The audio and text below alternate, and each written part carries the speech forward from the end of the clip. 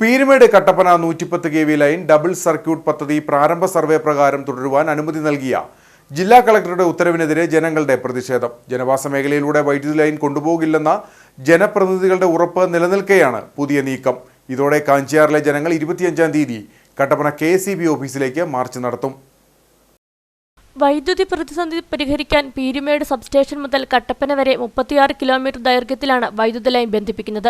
ഇതിനായി 40.7 കോടി രൂപയാണ് ചിലവഴിക്കാൻ KSEB ഉദ്ദേശിക്കുന്നത്. കാഞ്ചിയാർ ഗ്രാമപഞ്ചായത്തിലെ 6ഓളം വാർഡുകളിലെ ജനവാസ മേഖലയിലൂടെയാണ് 7 കിലോമീറ്റർ ദൂരത്തിൽ ഹൈടെൻഷൻ വൈദ്യുതി ലൈൻ കൊണ്ടുപോകാൻ വൈദ്യുതി വകുപ്പ് പദ്ധതിയിട്ടിരിക്കുന്നത്. ജനങ്ങളുടെ ആശങ്ക പരിഗണിച്ച് 2022 ജൂലൈയിൽ സ്ഥലം സന്ദർശിച്ച് റിപ്പോർട്ട് നൽകാൻ ADM-നെ ചുമതലപ്പെടുത്തിയിരുന്നു. ഇതേ തുടർന്ന് വൈദ്യുതി ലൈൻ കടത്തിക്കൊണ്ടുപോകുവാനായി നിശ്ചയിച്ച് അടയാളപ്പെടുത്തിയ ജനവാസ മേഖലകളും വനംവകുപ്പിന്റെ അധീനതയിലുള്ള തേക്ക് പ്ലാന്റേഷനും ADM സന്ദർശിച്ചു. ജനവാസ മേഖലയും കൃഷിയിടങ്ങളും ഒഴിവാക്കി തേക്ക് പ്ലാന്റേഷനിലൂടെ വൈദ്യുതി ലൈൻ കടത്തിക്കൊണ്ടുപോകണമെന്ന നാട്ടുകാരുടെ ആവശ്യം മുൻനിർത്തിയാണ് അന്ന് അദ്ദേഹം പ്ലാന്റേഷനും സന്ദർശിച്ചത്.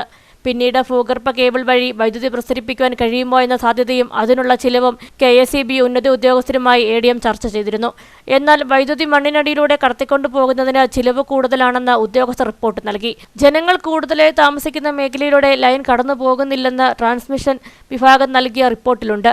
ഈ റിപ്പോർട്ട് പ്രകാരമാണ് പദ്ധതി സർവേ പ്രകാരം കണ്ടെത്തിയ മേഖലയിലൂടെ തുടരുവാനുള്ള അനുമതി കളക്ടർ നൽകിയത്. ജനവാസ മേഖലയും കൃഷിയിടങ്ങളും ഒഴിവാക്കി തേക്ക് പ്ലാന്റേഷനിൽ ടവറുകൾ സ്ഥാപിച്ച് സർക്യൂട്ട് ലൈൻ വലിക്കണമെന്നാണ് ജനങ്ങൾ ആവശ്യപ്പെടുന്നത്. ജനങ്ങളുടെ ആവശ്യം പരിഗണിക്കാതെ പദ്ധതി മുന്നോട്ട് കൊണ്ടുപോയാൽ ശക്തമായ സമരം ആരംഭിക്കുവാനാണ് കർഷകരുടെ തീരുമാനം. പ്രതിസന്ധിയുമായി ബന്ധപ്പെട്ട ലബക്കടയിൽ പൊതുജനങ്ങളുടെയും ജനപ്രതിനിധികളുടെയും യോഗം ചേർന്ന് സമരസമിതി രൂപീകരിച്ചു. ആദ്യഘട്ടത്തിൽ ജൂൺ 25-ന് കട്ടപ്പന സബ്സ്റ്റേഷനിലേക്ക് ബഹുജന മാർച്ച് നടത്തുവാൻ സമരസമിതി തീരുമാനിച്ചു. നമുക്കറിയാം, നമ്മുടെ കാർഷിക മേഖല തകർന്നു നിൽക്കുന്ന ഈ സാഹചര്യത്തിൽ നമുക്ക് വളരെയേറെ ബുദ്ധിമുട്ടുണ്ടാക്കുന്ന രീതിയിലാണ് ഇപ്പോൾ നിലവിൽ ലൈൻ അവർ വീണ്ടും തുടർ നടപടിയിലേക്ക് പോയിരിക്കുന്നത്. നമ്മൾ എന്തുകൊണ്ടും നമ്മൾ വികസനത്തിന് എതിരായി യോഗം കൂടുന്നവരല്ല. നമുക്കറിയാം, നമ്മുടെ വൈദ്യുതി നമുക്ക് ഇനി വരുന്ന കാലത്ത് ഏറ്റവും കൂടുതൽ ആവശ്യമുള്ളതാണ് വൈദ്യുതി. നമ്മുടെ കാലാവസ്ഥ തന്നെ പ്രതികൂലമായിക്കൊണ്ടിരിക്കുകയാണ്. ഇപ്പോഴും നമ്മൾ ഫാനിട്ട് കിടക്കേണ്ട രീതിയിലേക്ക് വന്നിരിക്കുകയാണ്. അവർ പറയുന്ന കാര്യം വളരെ ശരിയാണ്. നമുക്ക് ആവശ്യമുള്ള വൈദ്യുതി കിട്ടുന്നതിനുള്ള സജ്ജീകരണം ഇപ്പോൾ നിലവിലുള്ളത് പര്യാപ്തമാണ് എന്ന് നമ്മൾ വിശ്വസിക്കുന്നില്ല. പക്ഷെങ്കിലും നമ്മുടെ ജനവാസ മേഖലയും കാർഷിക മേഖലയും പൂർണ്ണമായി ഒഴിവാക്കിക്കൊണ്ട് മറ്റൊരു ബദൽ സംവിധാനം നമ്മൾ 2-3 കാര്യമാണ് പറഞ്ഞിരുന്നതെങ്കിലും അതിൽ ഒന്ന്, നമ്മൾ മെയിൻ റോഡ് വഴി പോകുന്ന കാര്യം പറഞ്ഞപ്പോഴും അതും വളരെയേറെ ചിലവേറിയതാണ്, കേബിള് ചിലവേറിയതാണ്. ഇതെല്ലാം നമ്മൾ മനസ്സിലാക്കുന്നു.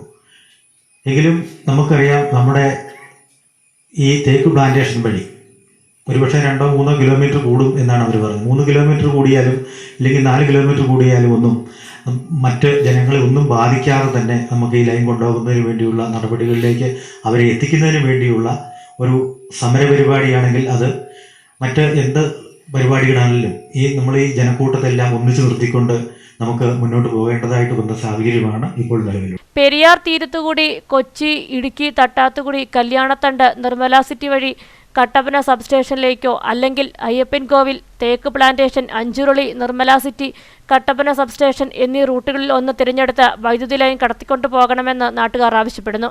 നിലവിലെ സർവേ പ്രകാരം ഉപ്പുതറ മുതൽ കാഞ്ചിയാർ വരെയുള്ള 15 കിലോമീറ്റർ പരിധിക്കുള്ളിലെ ജനവാസ മേഖലയിലൂടെ 22 മീറ്റർ വീതിയിലാണ് ലൈൻ കടന്നു പോകുന്നത്.